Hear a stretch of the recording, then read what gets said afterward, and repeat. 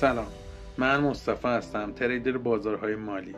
قراره تو این کانال تجربیات خودمو در مسیر حرفه‌ای شدن تو بازارهای مالی رو باتون به اشتراک بذارم.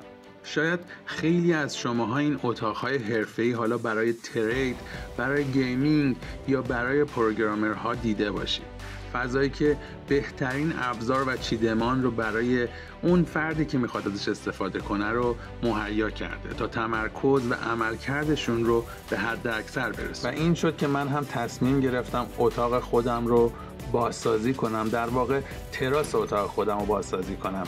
شاید در نگاه اول براتون خنده‌دار بیاد و بگید اینجا یک تراسه، یک جای ساده و معمولی ولی کلی پتانسیل داره، اما قرار یک فضای کار حرفه‌ای تبدیل بشه.